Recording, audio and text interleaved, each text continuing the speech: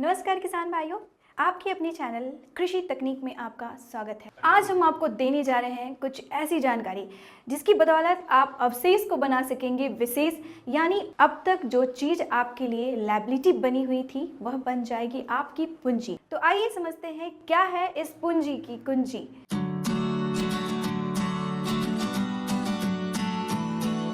आज हम बात करेंगे फसल अवशेष प्रबंधन से जुड़ी उन तमाम चुनौतियों की जिसमें न सिर्फ किसानों को बल्कि पर्यावरण की चिंता करने वाले दुनिया भर के लोगों को परेशान कर रखा है। इस वीडियो में हम आपको फसल अवशेष प्रबंधन की चुनौतियों के बारे में तो बताएंगे ही, इनके समाधान के बारे में भी बताएंगे और बताएंगे कि कैसे आप कुशल प्रबंधन के जरिए फसल अवशेष से भी लाभ प्राप्त कर सकते हैं।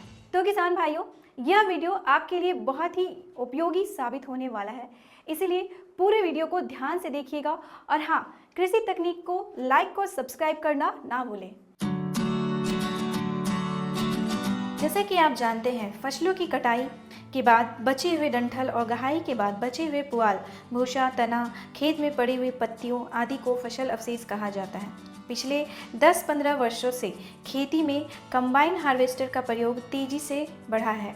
दरअसल खेतिहर मजदूरों की कमी के कारण कंबाइन हार्वेस्टर किसानों के लिए ज़रूरी भी हो गया है, लेकिन इसके कारण भारी मात्रा में फसल अवशेष खेत में पड़ा रह जाता है, जिसका निपटारा किसानों के लिए मुश्किल होता है। किसान अपनी सहूलियत के लिए इसे जलाकर नष्ट कर देते हैं। इस वीडियो के जरिए हम आपको फसल अवशेष या पराली जलाने से होने वाले नुकसान के बारे में बताने जा रहे हैं। सबसे पहले जानेंगे कृषि योग्य भूमि को होने वाली क्षति के बारे में।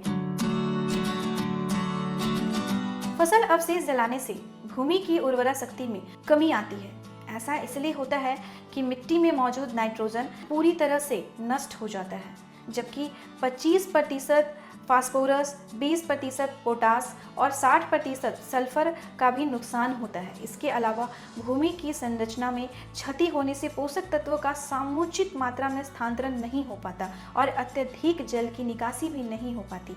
भूमि के कार्बनिक पदार्थों का क्षय तो होता ही है, फसल अवशेषों से मिलने वाले पोषक तत्वों से मिट्टी वंचित रह जाती है। इसके अलावा जमीन की ऊपरी सतह पर रहने वाले कीट एवं केंचुए आदि भी नष्ट हो जाते हैं।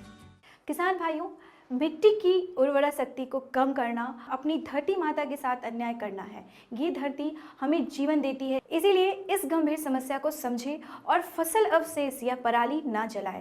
इसे खेत में ही रहने दें और आगे अगले एपिसोड में हम जानेंगे कि इसका जो प्रबंधन है वो कैसे किया जाए। तमाम जानकारियों के लिए बने रहें।